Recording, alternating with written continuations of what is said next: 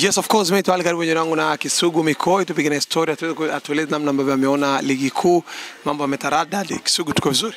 Tuko njema, namshukuru Mwenyezi Mungu. Siku ya Jumatatu nyingine joto limekuwa kali katika jiji la Dar es Salaam, lakini otherwise ndio mataka wa Mwenyezi Mungu, kwa sababu tunaamini siku zote katika khairi min Allah, shari min Allah. Vile ambavyo tunavyoamka sisi wanadamu ndivyo ambavyo Mungu mwenyewe ameamua wanadamu tuamke. Akishaamua kwamba leo Kisugu amke na afya mgogoro, utaamka hivyo. Akishaamua kwamba amke na afya njema, itakuwa hivyo. Akiamua leo kuwa na joto, kutaendelea kuwa na joto. Akiamua leo kuwa na mvua, mvua. Ndio maana katika imani tunasema khairi min Allah, shari min Allah. Ramadhani ya pili kwa tatu. Yes, ni Ramadhani ya pili. Kwangu mimi binafsi ni Ramadhani ya pili, lakini kwa kubwa tuchukue nafasi hii kumuomba sana Mwenyezi Mungu, kumrejea sana Allah, kwa sababu lazima tuamini katika dunia tunapita. Leo hii unaweza kutembea Tanzania nzima au dunia nzima usikute kaburi lenye miaka usimkute mtu mwenye miaka 150. Lakini leo miguu yako mitano tunaweza kukuta kaburi la miaka 200. Nini maana yake? Inakuaminisha kwamba hii dunia tunafanyaje? Tunapita. Kwa hiyo kikubwa kama wanadamu katika kipindi kama hichi kumrejea Mwenyezi Mungu, kuendelea kumuomba Mwenyezi Mungu, mimi nafikiri kwa jambo jema, ni jambo la msingi sana. Sugu, Dar es Salaam Mzizima Dabi, mambo yako mazuri, sare ya 2-2, lakini mmeenda dhidi ya Coastal Union Arusha, mmefanikiwa kupata ushindi wa mabao 3-0. Des Mukwara amerudi mara 3 na kufikisha hat-trick ya 3. Hat-trick mbili kwanza zilifungwa Yanga, hat-trick moja ikiwa amefunga Simba. Kuna matokeo yale yamerudishwa kwenye fomu ya race ya ubingwa. Kwanza sisi hatukupoteza focus ya ubingwa baada ya kupata suluhu na Azam Football Club. Hatukupoteza focus ya ubingwa. Sisi Simba tuna mambo mawili mwaka huu, ambayo kila mwana Simba haya mambo yanatakiwa yabaki kwenye kichwa chake. Jambo la kwanza, tunakubaliana kwamba tunajenga timu. Lakini jambo la pili, tunakubaliana kwamba tunahitaji pia ubingwa wa ligi ya NBC.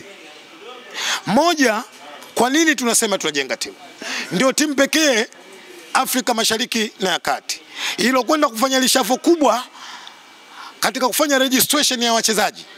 Tumeingiza zaidi ya wachezaji 12 wapya kwenye timu. Na bahati nzuri, baada ya kuingiza wachezaji 12 wapya, lakini pia tukaingiza technical bench lipya. Maana yake katika uasilia wachezaji 28, ukichukua wachezaji 13 pamoja na technical bench, kwenye asilimia ukigawa unaipata 49 kwa 51. Maana yake difference yake sio kubwa. Kwa hiyo hii ndio ikatupelekea kuaminishana wana Simba na kukubali wana Simba kwamba tunajenga timu. Lakini kwa nini tunajenga timu? Ndani yake tunahitaji bingwa. Tunaamini moja katika vilabu vikubwa Tanzania ni Simba. Tunaamini katika vilabu bora barani Afrika ni Simba. Ubora na ukubwa unakuja pale ambapo timu inapokwenda kukusanya mataji pindi endapo inapokwenda kushiriki katika hayo mashindano. Kwa hiyo tunaamini timu bora na timu kubwa, moja ya sifa ni kukusanya mataji hayo ambayo yako mbele yake kuwashindania. Na sisi mataji yaliokuwa mbele yetu, moja ni NBC. Mataji yaliokuwa mbele yetu, moja ni CRDB Federation Cup. Mataji yaliokuwa mbele yetu, moja shirikisho barani Afrika. Kwa hiyo nia na mazumuni kuona tunakwenda kupata tournament ya mashindano. Kwa hiyo ndio maana kwamba tunajenga timu, lakini ndani yake tunahitaji ubingwa. Kwa namna mnavyokiona kikosi chenu, matumaini mnayaona? Yes, ubora wa kikosi, mwandishi mwenyewe umekuwa shuhuda. Tuna muda mrefu tumezoea fullback ya kulia kumuona Shomali, fullback ya kushoto kumuona Mohamed Hussein Shabalala. Juzi mwalimu amekwenda kufanya rotate juu ya wachezaji wetu.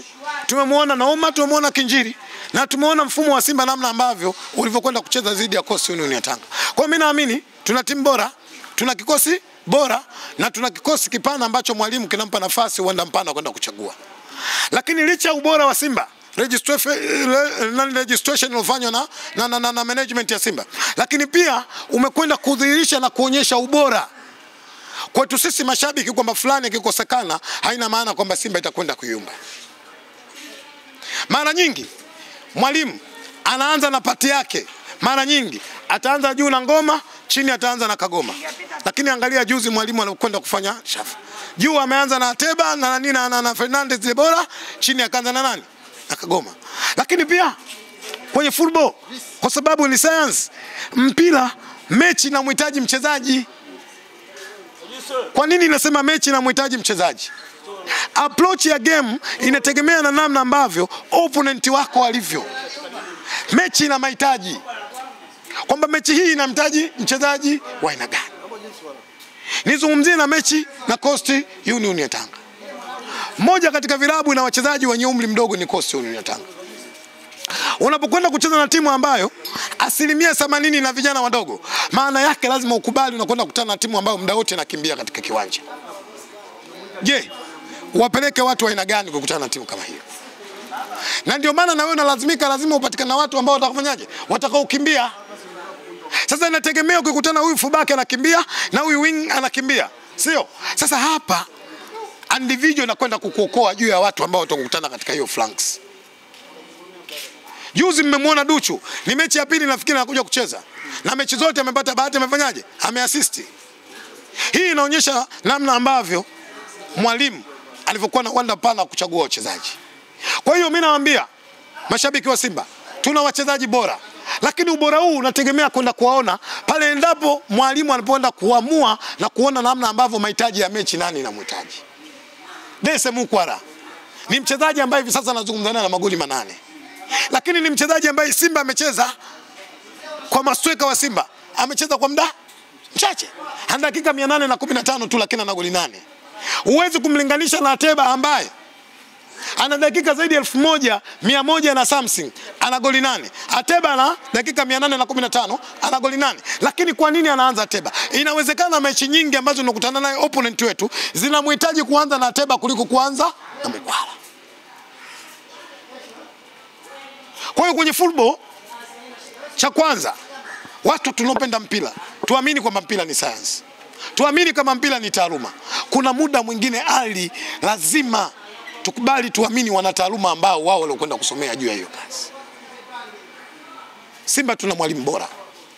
Dese ukimzungumzia ni mchezaji ambaye sifikiri kama ana mechi zaidi ya 2 au 3 alizocheza dakika 90 au aloanza kwenye first 11.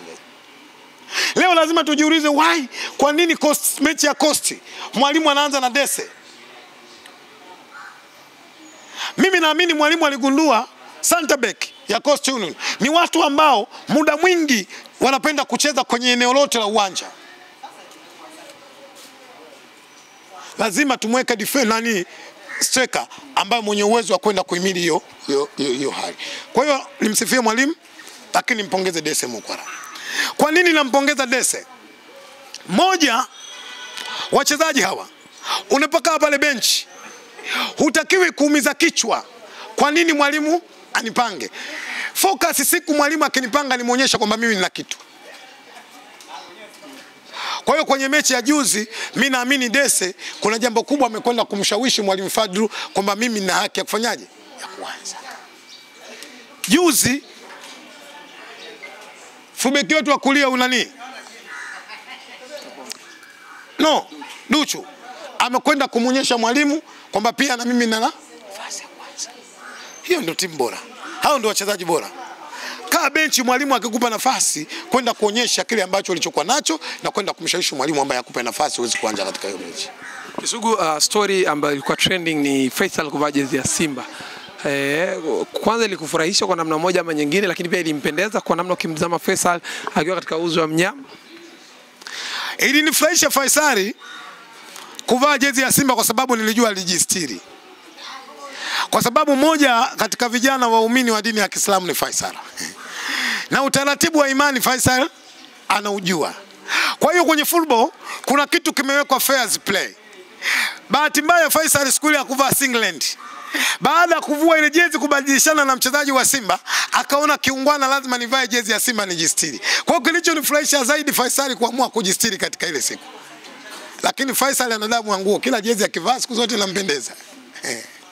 Natamani avae rasmi. Ali lazima niseme. Na hii sisemi tu kwa sababu ya Simba. Nasema kwa sababu ya mashabiki wote wa football Tanzania na bara zima la Afrika. Hakuna shabiki asiyependa ndani ya timu yake kuwa na Faisal Salum Feitoto. Hayupo. Ukimwona shabiki hata anaongea kwenye mdomo, lakini ndani ya nafsi yake anajua ubora wa Faisal Salum. Moja katika viumbe duniani alivyovileta Mungu kuvipenda Simba Sports ni mimi. Moja katika siku zote nikilala nikiamka, baada kumuomba Mwenyezi Mungu, Mwenyezi Mungu nampelekea pendekezo kumpeleka Faisal kufifia ndani ya moyo wake kuja kuitumikia Simba Sports. Wallahi katika dua ambalo naliomba usiku na mchana ni hilo. Faisal simtamani kwa sababu Faisal ni Mpemba, anatoka Kizimkazi.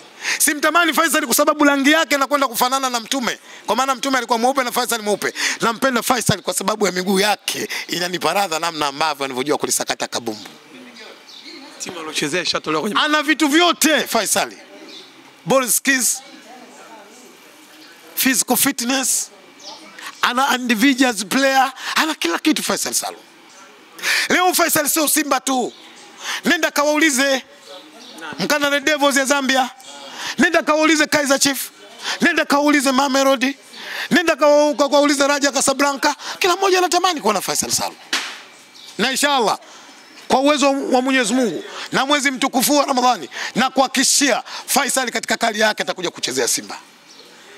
Iwe mwakani, iwe miaka mitano, Faisal atakuja kuchezea Simba.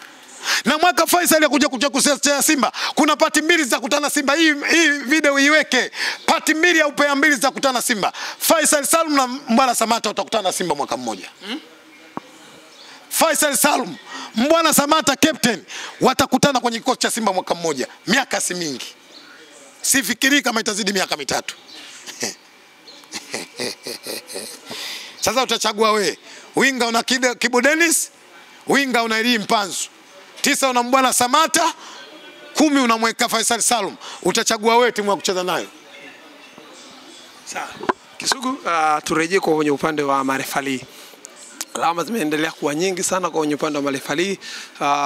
Ingawa leo rasmi ifunguliwa kozi ya VAR. Waamuzi wote wako Benjamin Mkapa kwa ajili ya kufanya mazoezi ya kozi ya VAR. Kwako neno lako lipi kwa waamuzi kwenye ligi kuu mpaka hivi sasa? Kwanza hali niseme kwa moyo wangu wa dhati, niwapongeze sana chama cha mpira wa miguu Tanzania TFF. Hawalali usiku, hawalali mchana kuhakikisha kwamba haya malalamiko ya waamuzi yanapungua kwa asilimia kubwa. Na ndio maana leo hii umethibitisha kuona namna wameleta VAR ili kuhakikisha kuja malalamiko haya yapungue. Lakini pia nimpongeze sana kakaangu Almasi Kasongo, mmoja wa watendaji bora kabisa, watendaji wa bodi ya ligi. Anaandaa sana kupa test hizi. Anaandaa sana mikutano na waamuzi ili kuhakikisha waamuzi wanakwenda kutafsiri sheria 17 za mpira wa miguu Tanzania. Mimi niseme kwa dhati, mimi binadamu sijakamilika.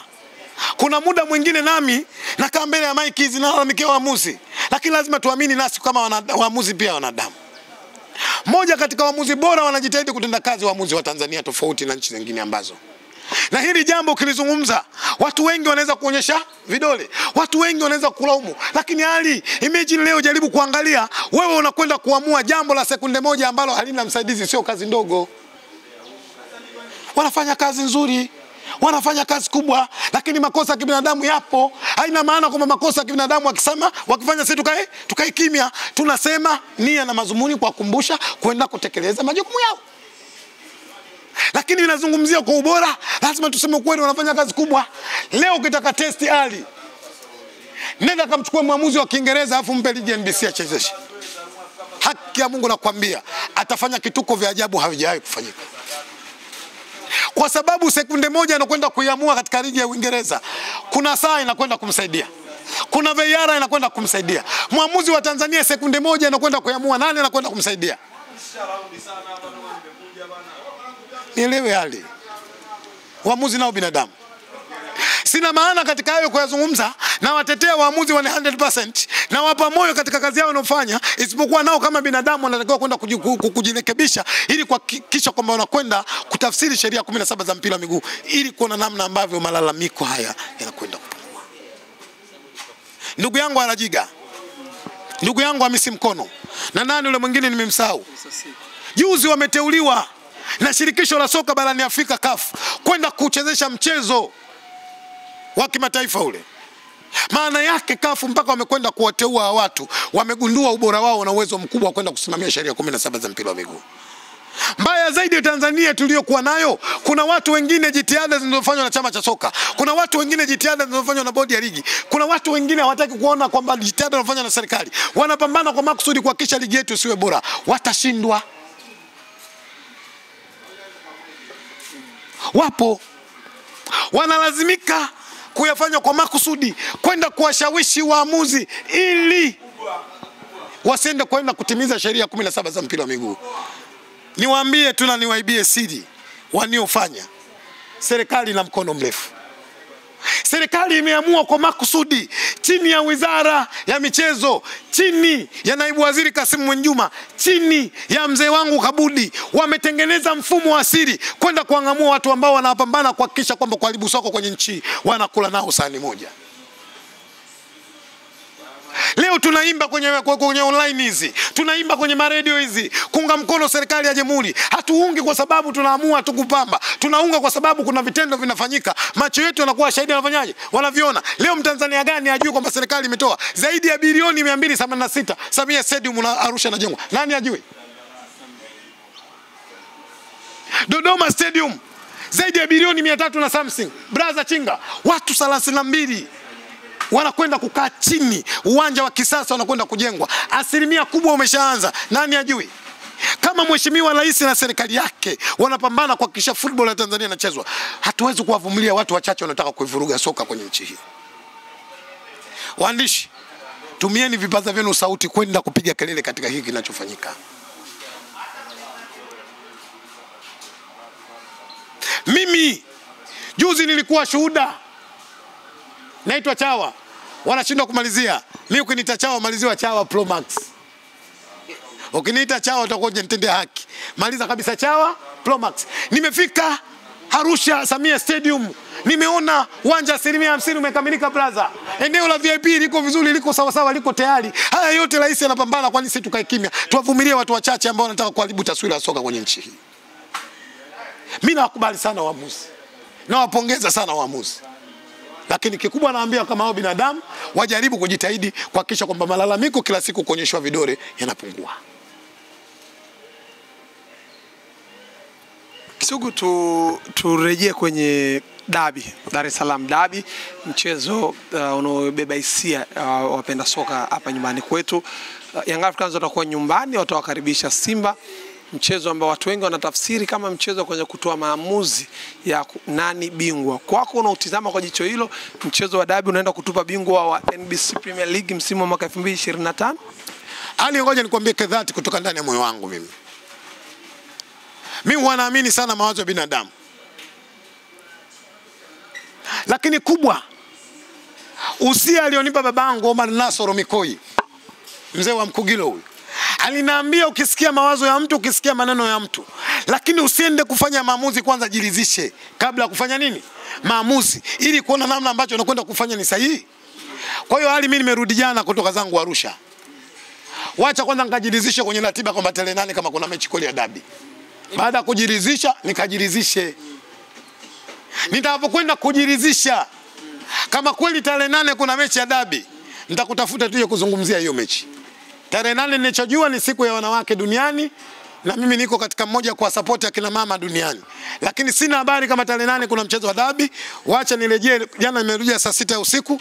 Leo nimekuja kazini hapa, nimeangalia kuna kazi nyingi zimenibana.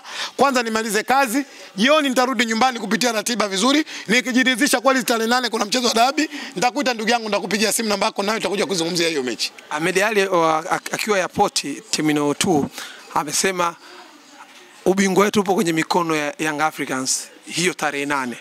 Kwa hiyo wakati anaondoka kuelekea Arusha amezungumza hiyo kauli. Ubingwa wetu upo kwenye mikono wa Young Africans tarehe 8. Nani amesema? Ahmed Ally. Hapo unaongea na nani? Kisugu. Wacha nikajiridhishe. Kwa hiyo uamini kama kuna mechi? Nimesema Ali, mbona unataka kuniibia maneno? Nimesema usia alionipa babangu nisikilize mawazo ya watu. Nimesikiliza la kwako.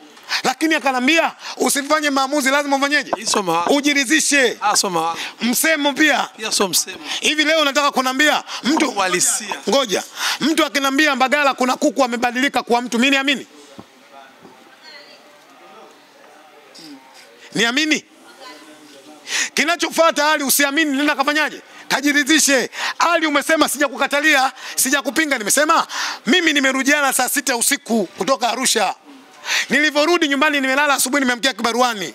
Nimekuta kibaruani mambo mengi. Unajua siku 4 nilikuwa Sipo, nilikuwa Arusha kwenye jiji la Makonda, moja katika mikoa ambayo ilikuwa bora, mikoa ya kitalii. Amebadilisha sana mkoa, unanukia vibaya mno. Ukifika tu Manayo Ngalinaro sijui nani mbona unasikia mkoa unanukia. Huyo ndo Makonda alofanya. Nimesema ngoja nikajiridhisha, kwa sababu kwangu nina timetable ya ratiba ya nini ya bodi ya ligi. Nikigundua kweli kuna mchezo tarehe 8 Simba na Yanga, Ali nitakupigia simu. Basi sawa, tutoe mchezo tarehe 8, hamna mchezo wa Simba na Yanga. Unaamini mechi ya Simba na Yanga inaenda kutupa bingwa ligi? Kwa mimi pale ambapo nitakapoenda kuamini hiyo mechi inakwenda kuchezwa. Hiyo mechi ipo kwenye ratiba. Sio leo wala sio kesho. Mbona unanisemea? Nimesema hivi, nitaamini baada ya kugundua hiyo mechi kama ipo. Aidha kesho, iwe tarehe 8, iwe tarehe 20, iwe tarehe 30. Kwenye ratiba ya Simba iko mechi, kwenye ratiba ya Simba iko mechi na. Katalia, ngoja nikajiridhishe. Sasa unaamini mechi hiyo inaenda kutupa bingwa? Nasema hivi, ngoja nikajiridhishe, baada ya kujiridhisha sasa ndio nitatoa maoni yangu juu ya hiyo mechi. Ipo katika michezo. Nasema kati yangu mimi na wewe. Michezo 9. Wewe sijakukatalia. Mimi naamini kwamba Simba na Yanga watakutana, ila siamini kwamba ni tarehe ngapi. Ngoja nikajiridhishe. Tuachane na tarehe. Umesema unaamini Simba na Yanga wanakutana. Unaamini wanapokutana inaenda kutupa bingwa? Watakapokutana nitakwenda kuangalia na michezo yao ndio nitaamini sasa. Na nitaenda kusema. Unaamini bingwa anapatikana kwenye mchezo? Mimi bingwa naamini anapatikana kwa vitu viwili. Moja baada moja, kwa na pointi nyingi ambazo haziwezi kufikiwa na mtu yeyote. Pili, bingwa anapatikana baada ya ligi kuisha. Yanga kina anaongoza ligi. Okay, fine. Michezo ukamzidi Simba mchezo mmoja. Kwa hiyo Yanga anaongoza ligi, anaongoza na nini? Na mchezo. Lakini hata Simba akishinda kiporo chake bado Yanga ataongoza ligi. Sawa, kwa hiyo bingwa nani ligi NBC? Wewe niambie nikupe ofa. Bingwa wa NBC nani? Mpaka hivi sasa. Yanga Africans. Basi, sababu yeye ndo anaongoza. Sasa kumbe bingwa ushamjua, unakuja kuniuliza miadi unanipasha hivi sasa. Yeye ndo anaongoza. Mimi nimekuuliza bingwa wa ligi NBC mpaka sasa hivi ni nani? Yanga Africans. Sawa. Sasa unakuja kuniuliza nini wakati wewe unajua bingwa Yanga? Asi bado michezo lakini inaendelea. Ya nini wakati bingwa ushasema wewe Yanga? Wewe bingwa nani? Baada ya kuisha. Ligi lazima itaisha. Bingwa sasa ndio bingwa, kanuni ya bodi ya ligi. Nimesema bingwa anapatikana kwa vitu viwili. Aidha mmoja kuwa na mechi na pointi nyingi ambazo mtu mwingine yoyote hawezi kusifikia. Huyu tayari anaitwa kwa nani? Au kama sio hivyo, baada ya ligi kuisha anajulikana wewe ndo nani? Kwa hiyo bingwa ukiniuliza mimi bingwa nani, njoo niulize baada ya ligi kuisha. Maoni yako. Ukiulizwa achagua bingwa hapa nani? Kabla yani acha toa habari za pointi. King Gold. King Gold. Ya Mbeya.